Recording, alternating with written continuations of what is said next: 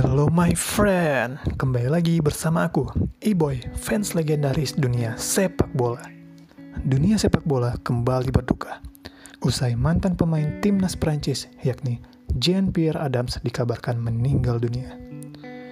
Jean-Pierre Adams pernah berseragam PSG dari tahun 1977 hingga 1979. Ia meninggal dunia dalam usia 73 tahun pada Senin 6 September 2021 waktu setempat.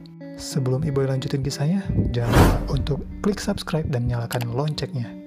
Juga like dan share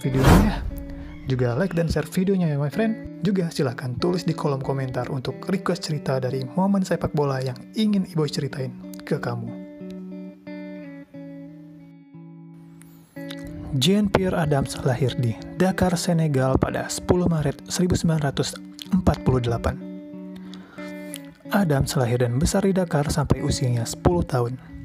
Sebelum akhirnya ia diajak oleh neneknya pergi ke Prancis. Ketika mereka tiba di Prancis, Adams diadopsi oleh pasangan Prancis di sana.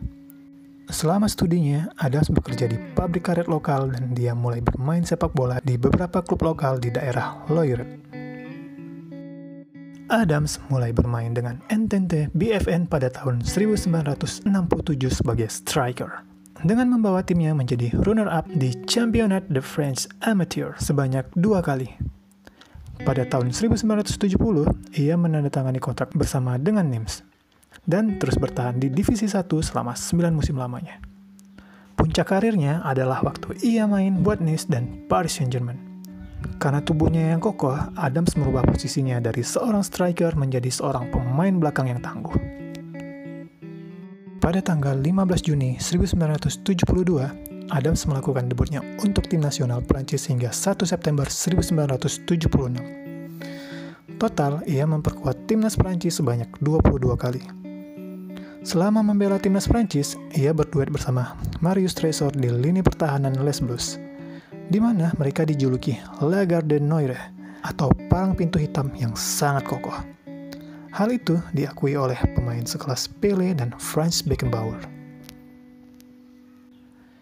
Adams dan istrinya Bernadette menikah pada April 1969 dan mereka memiliki 2 orang putra.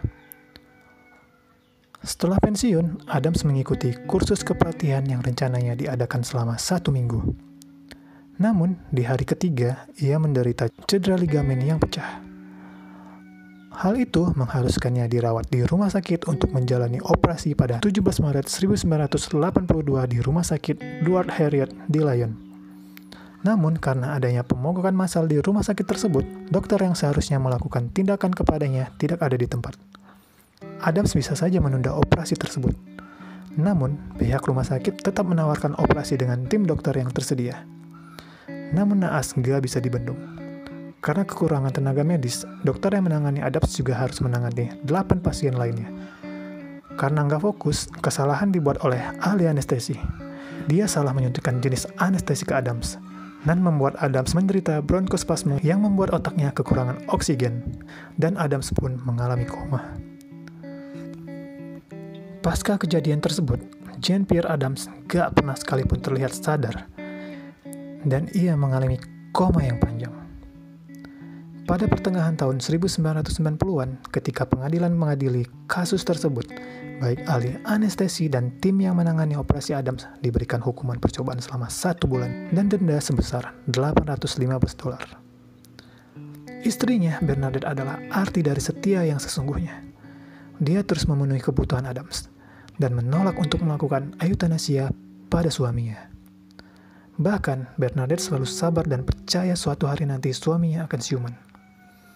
Aku selalu mengajaknya bicara setiap hari, bercerita tentang anak-anak kami, acara TV yang sedang ditonton, serta berita yang terjadi setiap harinya. Bahkan setiap tahun, saat tahun baru dan ulang tahunnya, kami selalu memberikannya hadiah, dan kami mendekorasi kamarnya agar selalu terlihat nyaman. Bernadette jugalah yang selalu melengkapi kebutuhan Adams, seperti memberinya makan dan mengganti pakaiannya. Walaupun Adams telah koma selama 39 tahun, dan setelah berjuang selama itu, Adams pun mengembuskan nafas terakhirnya pada 6 September 2021. Itulah kisah dari Jean-Pierre Adams. Selamat jalan legenda. Salam Iboy, fans legendaris dunia sepak bola.